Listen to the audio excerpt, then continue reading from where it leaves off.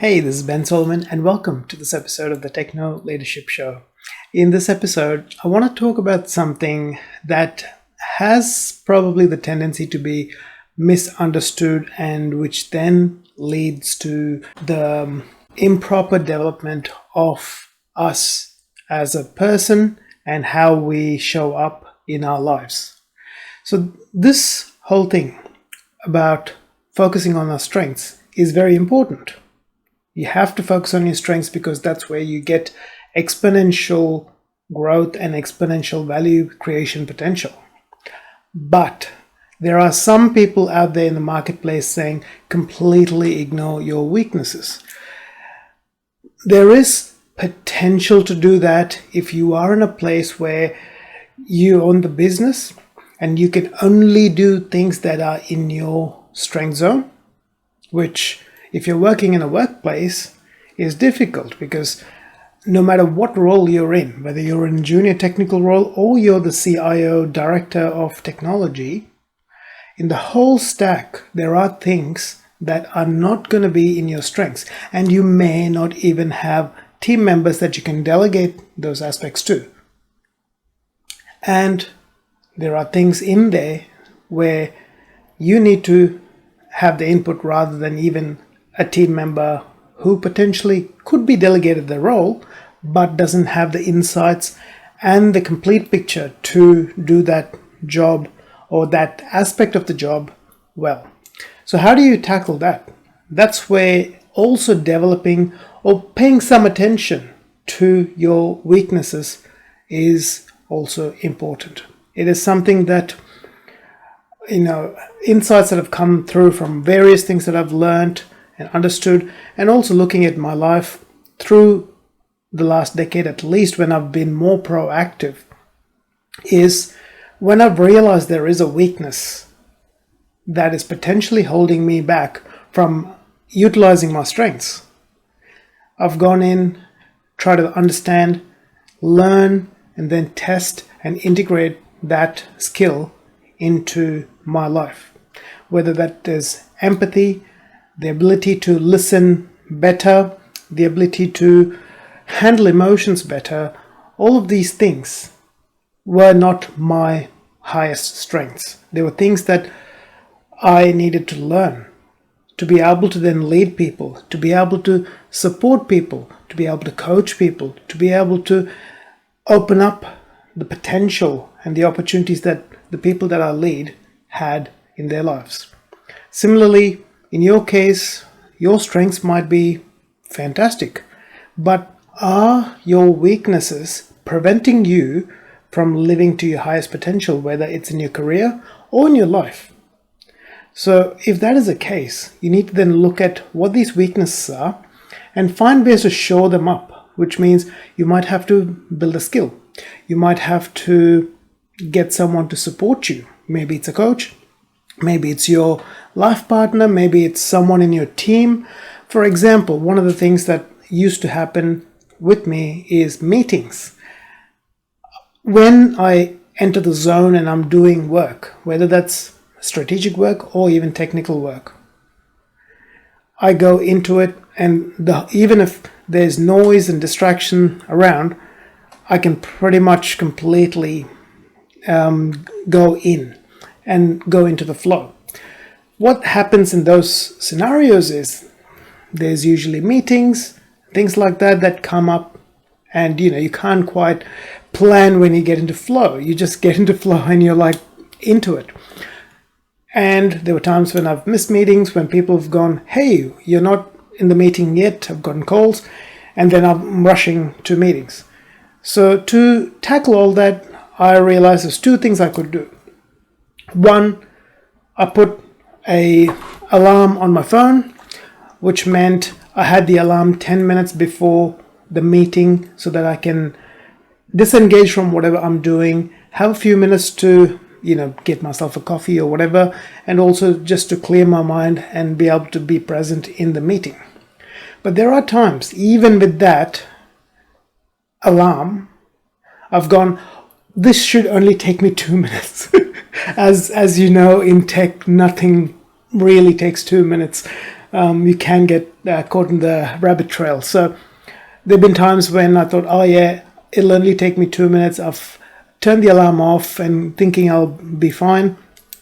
Continuing what I was doing, get back into flow, and I've completely lost track of time and missed the start of the meeting. So to avoid the second thing from happening, I've usually gotten someone, either someone in my team who's going to be in the meeting or someone else from elsewhere who's part of the whole staff cohort who is going to be in the meeting, who's nearby, whose office is situated near my office, to come and get me. Because when someone physically gets me, no matter how much I have, I'll put it down and I'll walk away. So that's the thing. And for me, that was the strategy I needed. I tried different things, didn't work. I had, appointment reminders coming up. I had alarm there. I even sometimes had other people in my office saying, hey, didn't you have a meeting at blah time? But that all was like, oh yeah, I've got it. I'll do it in 2 minutes. I've just got to finish this one thing and completely lose track of it. So for that weakness, I had to accept, yes, I had that weakness. I had this tendency to go into flow and completely lose track of time, which meant I needed someone who can physically go, hey, Ben, meeting at 3 o'clock. It's 10 to 3. Let's go. And we both walk together, get our coffees, sit down, just relax, have a chat, and get into the meeting. For you, that might be something completely different. It might be that you have a difficulty in managing conflict. And if that is the case, you might have someone you trust in the organization who is good at managing conflict that you can have as an arbiter in there when you have to deal with conflict with somebody else in your team, in your organization, whatever it might be. In a lot of cases, it tends to be HR who is invited into something like this to manage and help you with that conflict. But then there are times when you don't really need HR's intervention, but you need someone who can convey what you're feeling because they know you and know the other person in a way that's more close as friendship, to say, hey, based on what Ben said to me, this is what happened. Is that what happened from your perspective? And help that conflict management there. So whatever skill it is, you might have to get something like that. And that means you have to, one, let go of ego. Because it's so easy to think I can do it all myself, which, it's not always easy. And we are never going to be good at everything. And then there's the other side of being vulnerable, because we think that if we are vulnerable with someone else, saying that I'm weak in some area, that, we may be looked on as being incompetent or less than competent. And in some institutions, some organizations, that is the case, because there's this whole facade that people put up thinking that, I can do it all. Look at me, Superman sort of thing, or Superwoman sort of thing. But in places where humans treat each other in care, compassion, with empathy and love, doesn't tend to happen, because everyone knows in that organization that they can be vulnerable, and two, they can be transparent and open with their colleagues so that we can support each other, and where someone's strong, you can get their help. Where you're weak, you can seek help. So those sort of relationships can be built, those sort of friendship and support for each other can be built so that you get a greater output. At the end of the day, when you're in an organization that allows that form of transparency, vulnerability, and the ability to be able to build relationships and come up with an outcome that is based on everyone's strengths so that we support each other's weaknesses, it tends to form what's known as in system theory emergence. So 1 + 1 in that scenario is no longer 2. It could be 5, it could be 10, it could be more, because both of you are bringing your strengths and creating something, whether it's a system, whether it's an idea, whether it's a project, that is much stronger than the sum of the parts or the ideas, the skills that each one of you might have on your own. So if you're not in that sort of organization, yes, it can be difficult, and you might need to build some skills and help yourself grow.